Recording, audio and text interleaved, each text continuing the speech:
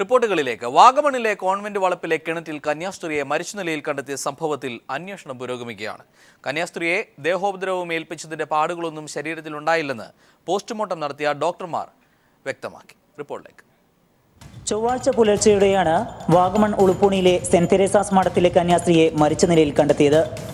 മഠത്തിനരികിലെ കിണറ്റിൽ കമഴ്ന്നു കിടക്കുന്ന വിധത്തിലായിരുന്നു മൃതദേഹം.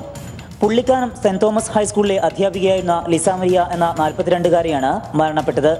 ഇവർക്ക് മാനസികാസ്വാസ്ഥ്യം ഉണ്ടായിരുന്നുവെന്നും ചികിത്സയിലായിരുന്നുവെന്നുമാണ് മഠം അധികൃതർ പറയുന്നത്. എന്നാൽ ഇക്കാര്യം സഹോദരൻ നിഷേധിച്ചതോടെ മരണത്തിൽ ദുരൂഹതയുണ്ടെന്നാരോപിച്ച് നാട്ടുകാർ രംഗത്തെത്തി. അസ്വാഭാവിക മരണത്തിന് കേസെടുത്ത പോലീസ് അന്വേഷണം തുടരുകയാണ്. മഠം അധികൃതരിൽ നിന്നും ലിസാ മരിയയുടെ ബന്ധുക്കളിൽ നിന്നും പോലീസ് മൊഴിയെടുത്തു. അതിനിടെ കന്യാസ്ത്രീക്കെതിരെ അക്രമം നടന്നതിന്റെ പാടുകളൊന്നും ശരീരത്തിൽ ഇല്ലെന്ന് പോസ്റ്റ്മോർട്ടം നടത്തിയ കോട്ടയം മെഡിക്കൽ കോളേജ് ആശുപത്രിയിലെ ഡോക്ടർമാർ വ്യക്തമാക്കി. കൂടുതൽ പരിശോധനയ്ക്കായി ആന്തരാവയവങ്ങൾ തിരുവനന്തപുരത്തെ ലാബിലേക്ക് അയച്ചിട്ടുണ്ട്. പോസ്റ്റ്മോർട്ടം റിപ്പോർട്ടും ഫോറൻസിക് പരിശോധനാ ഫലവും ലഭ്യമാകുമ്പോൾ മാത്രമേ മരണകാരണം വ്യക്തമാവുകയുള്ളൂ എന്ന് പോലീസ് അറിയിച്ചു. News bureau, Idukki. മുഖ്യമന്ത്രിക്കെതിരെ ലൈംഗിക കോഴ ആരോപണവുമായി ബിജു രാധാകൃഷ്ണൻ. മുഖ്യമന്ത്രി ഉൾപ്പെടെ 6 പേർ സരിതയുമായി ലൈംഗിക ബന്ധത്തിൽ ഏർപ്പെട്ടു. ഇതിന്റെ ദൃശ്യങ്ങൾ ഹാജരാക്കാൻ തയ്യാറെന്നും ബിജു സോളാർ കമ്മീഷന് മുമ്പാകെ മൊഴി നൽകി. 5.5 കോടി രൂപ മുഖ്യമന്ത്രിക്ക് കൊടുത്തെന്നും ബിജു രാധാകൃഷ്ണന്റെ മൊഴി. 5 കോടി 10 ലക്ഷം നേരിട്ട് മുഖ്യമന്ത്രിക്ക് കൈമാറിയെന്നും 40 ലക്ഷം ജോപ്പനും ജിക്കുമോനും മുഖേന കൈമാറിയെന്നും ബിജു രാധാകൃഷ്ണൻ പറയുന്നു. ഞാനിവിടെ പറയുന്നത് ചിലപ്പോൾ തന്റെ മരണമൊഴിയായിരിക്കാമെന്ന് പറഞ്ഞാണ് ബിജു രാധാകൃഷ്ണൻ സാംസ്കാരിക കേരളത്തെ ഞെട്ടിപ്പിക്കുന്ന വെളിപ്പെടുത്തലുകൾ സോളാർ കമ്മീഷന് മുമ്പാകെ നടത്തിയത്. കേരള മുഖ്യമന്ത്രി ഉമ്മൻചാണ്ടി, മന്ത്രിമാരായ Shibu baby John, AP Anilkumar, Ernakulam MLA Hibi Eden, Aryadan Shoukath, AP അനിൽകുമാറിന്റെ PA Nasrallah എന്നിവർ സരിതാ നായരുമായി ശാരീരിക ബന്ധത്തിലേർപ്പെടുന്നതിന്റെ ദൃശ്യങ്ങൾ തന്റെ കൈവശമുണ്ടെന്നും കമ്മീഷൻ ആവശ്യപ്പെട്ടാൽ ഹാജരാക്കാമെന്നും ബിജു മൊഴി നൽകി. സരിതാ നായരെ അറസ്റ്റ് ചെയ്ത ശേഷം താൻ കോയമ്പത്തൂരിൽ ഒളിവിലായിരുന്ന സമയത്ത് നിരന്തരം മുഖ്യമന്ത്രിയുമായി ഫോണിൽ ബന്ധപ്പെട്ടിട്ടുണ്ട്. ഒരു ദിവസം തിരുവനന്തപുരത്ത് വന്ന ഉമ്മൻചാണ്ടിയുമായി കൂടിക്കാഴ്ച നടത്തിയെന്നും ഈ സമയത്ത് മുഖ്യമന്ത്രിയൊഴികെ മറ്റുള്ള 5 പേരുടെ വീഡിയോ അദ്ദേഹത്തെ കാണിച്ചിരുന്നെന്നും ബിജു പറഞ്ഞു. മുഖ്യമന്ത്രിക്ക് 5.5 കോടി രൂപ താൻ നൽകിയിട്ടുണ്ടെന്നും ബിജു കമ്മീഷൻ മുമ്പാകെ മൊഴി നൽകി. ഇതിൽ 5 കോടി 10 ലക്ഷം രൂപ ഉമ്മൻചാണ്ടിയുടെ കയ്യിൽ നേരിട്ടും ബാക്കി തുക ജിക്കുമോന്റെയും ജോപ്പന്റെയും കൈവശം നൽകിയെന്നുമാണ് ബിജു പറഞ്ഞത്. താൻ പറഞ്ഞ കാര്യങ്ങളെല്ലാം സത്യമാണെന്നും ഇനി തനിക്ക് മുന്നും പിന്നും നോക്കാനില്ലെന്നും ബിജു പിന്നീട് മാധ്യമങ്ങളോട് പ്രതികരിച്ചു. പറഞ്ഞ ദൃശ്യങ്ങൾ തന്നെയാണ്. ആ എവിഡൻസുകൾ ഞാൻ ഹാജരാക്കാൻ തയ്യാറുമാണ്. യഥാർത്ഥത്തിൽ അത് നാളെ എൻ്റെ അഡ്വക്കേറ്റ് ഹസ്കർ വരുന്നുണ്ട്, മോഹൻകുമാർ സാറിന്റെ കൂടെ. അദ്ദേഹവുമായിട്ട് ആലോചിച്ചപ്പോൾ പാലക്കാട് കിൻഫ്രയിലും ഇടുക്കി കൈലാസപ്പാറയിലും സോളാർ പദ്ധതി നടപ്പിലാക്കാൻ സഹായം ചെയ്യാമെന്ന് ഉമ്മൻചാണ്ടി പറഞ്ഞതായും ലാഭത്തിന്റെ 40% ഉമ്മൻചാണ്ടിക്ക് നൽകാൻ കരാറാക്കിയിരുന്നെന്നും ബിജു പറഞ്ഞു. ചാണ്ടി ഉമ്മനെ ഭാവിയിൽ ടീം സോളാറിന്റെ പാർട്ണറാക്കാൻ മുഖ്യമന്ത്രിയുമായി ബിജു ധാരണയുണ്ടാക്കിയിരുന്നെന്നും മൊഴി നൽകിയിട്ടുണ്ട്. മറ്റു പല ആരോപണങ്ങളും മുഖ്യമന്ത്രി ഉമ്മൻചാണ്ടിക്കെതിരെ ഇതിനു മുമ്പേ ഉണ്ടായിട്ടുണ്ടെങ്കിലും ഇത്തരത്തിൽ ലൈംഗിക ആരോപണം ഇത് ആദ്യമായിട്ടാണ്. ഇതിന്റെ നിജസ്ഥിതി പുറത്തു കൊണ്ടുവരേണ്ടത് ഇനി രമേശ് ചെന്നിത്തല നേതൃത്വം നൽകുന്ന ആഭ്യന്തര വകുപ്പാണ്. കൊച്ചിയിൽ നിന്നും ബിജേഷ് നടുവിൽ. രാജീവ് ഗാന്ധി വധക്കേസിൽ പ്രതികളെ വിട്ടയക്കാൻ തമിഴ്നാടിന് അധികാരമില്ലെന്ന് സുപ്രീം കോടതി. കേന്ദ്ര ഏജൻസികൾ അന്വേഷിച്ച കേസുകളിൽ പ്രതികളെ വിട്ടയക്കാൻ കേന്ദ്ര സർക്കാരിന്റെ അനുവാദം വേണമെന്നും 5-അംഗ ഭരണഘടനാ ബെഞ്ച് വിധിച്ചു. ജീവപര്യന്തമെന്നാൽ ജീവിതാവസാനം വരെ തടവാണെന്നും ഭൂരിപക്ഷ ബെഞ്ച് അഭിപ്രായപ്പെട്ടു. സ്വമേധയാ പ്രതികളെ വിട്ടയക്കാൻ സംസ്ഥാനങ്ങൾക്ക് അധികാരമില്ല എന്നാണ് സുപ്രീം കോടതി വ്യക്തമാക്കിയത്. കേന്ദ്ര സംസ്ഥാന സർക്കാരുകൾക്ക് സമാന അധികാരമുള്ള നിയമപ്രകാരം ശിക്ഷിക്കപ്പെട്ട പ്രതികളെ വിട്ടയക്കാൻ കേന്ദ്ര സർക്കാരിന്റെ അനുവാദം വാങ്ങണം. കേസ് പരിഗണിച്ച കോടതിയുടെ അനുമതി കൂടി തേടണം. രാജീവ് ഗാന്ധി വധക്കേസിലെ പ്രതികളുടെ മോചനം സംബന്ധിച്ച തീരുമാനം 3-അംഗ ബെഞ്ചിന് വിടാനും ഭരണഘടനാ ബെഞ്ച് തീരുമാനിച്ചു. ജീവപര്യന്തമെന്നാൽ ജീവിതാവസാനം വരെ ശിക്ഷ അനുഭവിക്കണമെന്നും ഭൂരിപക്ഷ ബെഞ്ച് അഭിപ്രായപ്പെട്ടു. 20-30 വർഷം കാലാവധി നിശ്ചയിച്ച് പ്രതികൾക്ക് ശിക്ഷയിൽ ഇളവോ പരോളോ നൽകാമെന്ന 3 ജഡ്ജിമാരുടെ അഭിപ്രായത്തോട് ബെഞ്ചിലെ 2 അംഗങ്ങൾ വിയോജിച്ചു. രാജീവ് ഗാന്ധി വധക്കേസ് പ്രതികളെ വിട്ടയക്കുന്ന കാര്യത്തിൽ കേന്ദ്ര സർക്കാർ തീരുമാനമായിരിക്കും ഇനി നിർണായകമാവുക. 2014 ഫെബ്രുവരി 18-ന് മുരുകൻ, ശാന്തൻ, പേരൽവാളൻ എന്നീ പ്രതികളുടെ വധശിക്ഷ സുപ്രീം കോടതി ജീവപര്യന്തമായി ഇളവ് ചെയ്തിരുന്നു. തുടർന്ന് തമിഴ്നാട് സർക്കാർ പ്രതികളെ വിട്ടയക്കാൻ തീരുമാനിച്ചതാണ് ഭരണഘടനാ പ്രതിസന്ധി സൃഷ്ടിച്ചത്. Santhosh, news bureau, Delhi.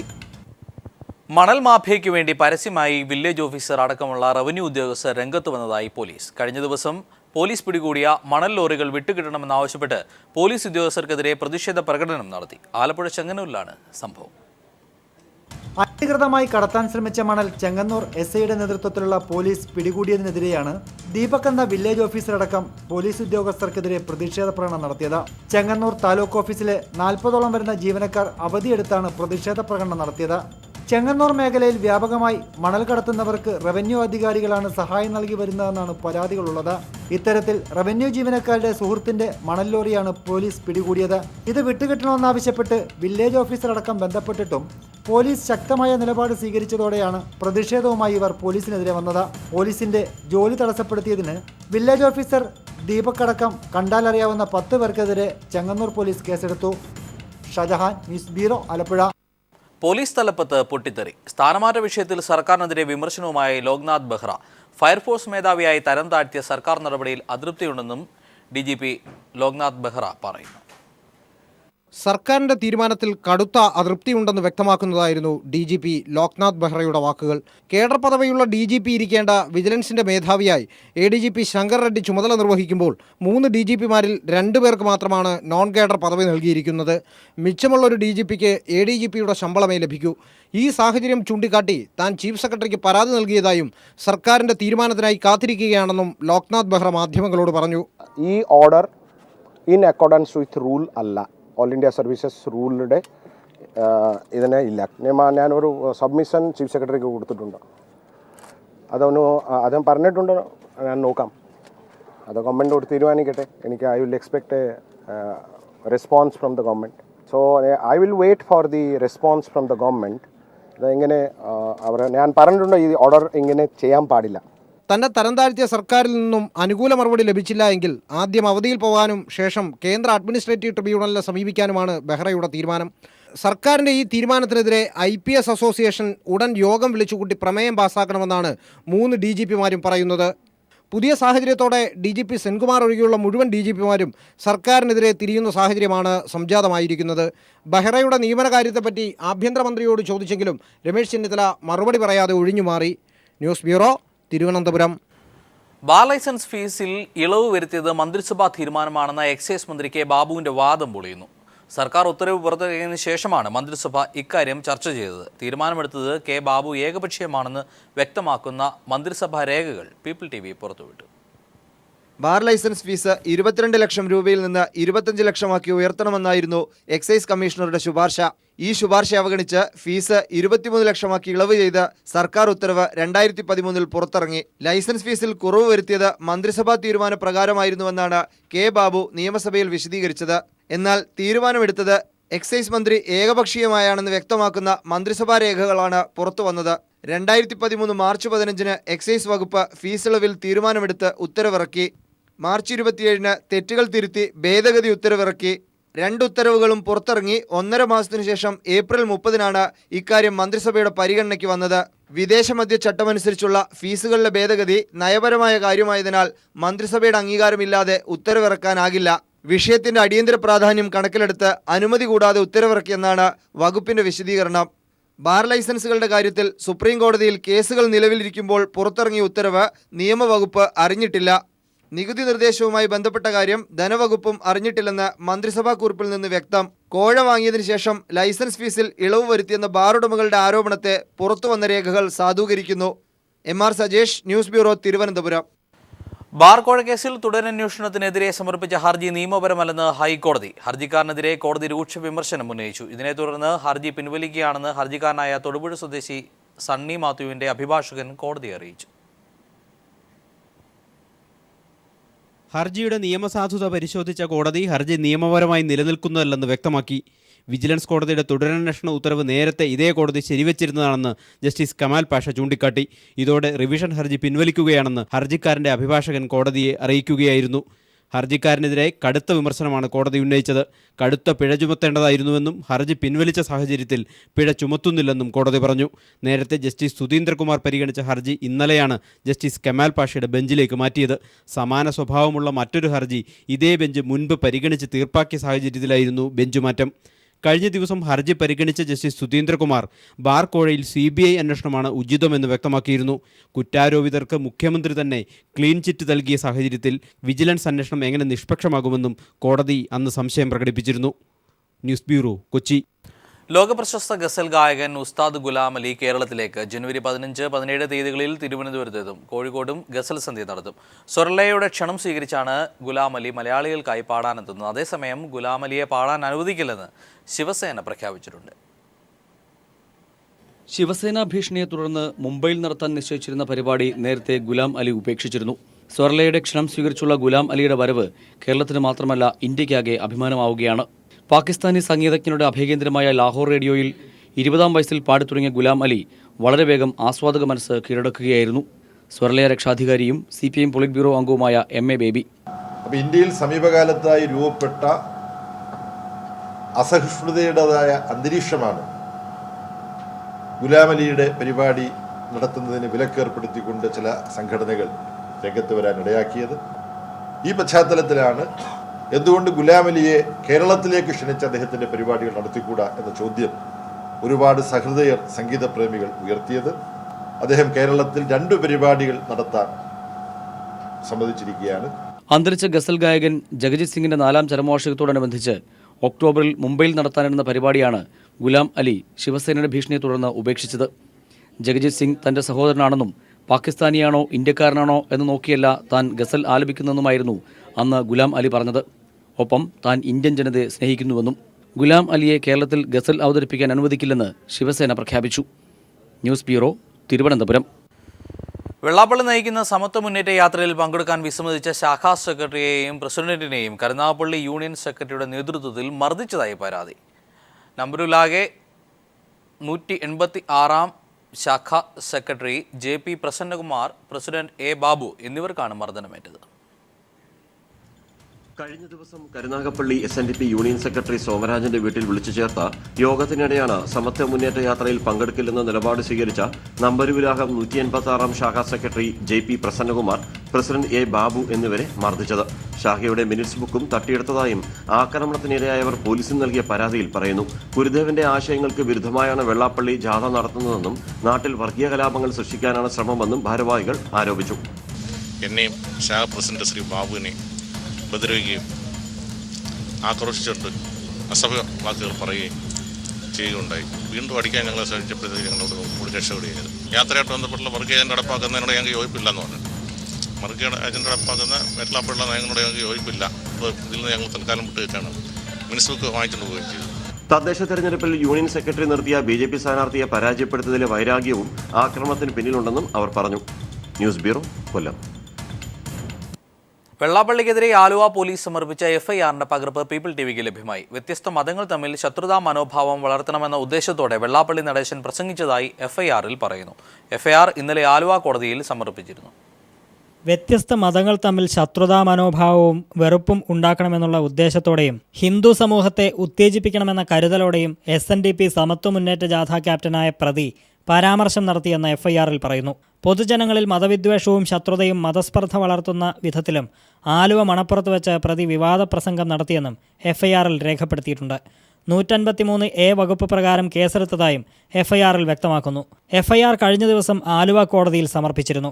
KPCC president VM സുധീരന്റെ പരാതിയിലാണ് ആലുവ പോലീസ് കേസെടുത്തത്. അതുകൊണ്ട് തന്നെ സുധീരന്റെ മൊഴി പോലീസ് ഉടൻ രേഖപ്പെടുത്തും. മറ്റൊരു പരാതിക്കാരനായ ഗിരീഷ് ബാബുവിൽ നിന്ന് പോലീസ് ഇന്നലെ മൊഴിയെടുത്തിരുന്നു. മാധ്യമപ്രവർത്തകർ അടക്കമുള്ളവരിൽ നിന്ന് മൊഴിയെടുക്കാൻ തീരുമാനിച്ച പോലീസ് വിവാദ പ്രസംഗത്തിന്റെ CD-യും വിശദമായ പരിശോധനയ്ക്ക് വിധേയമാക്കും.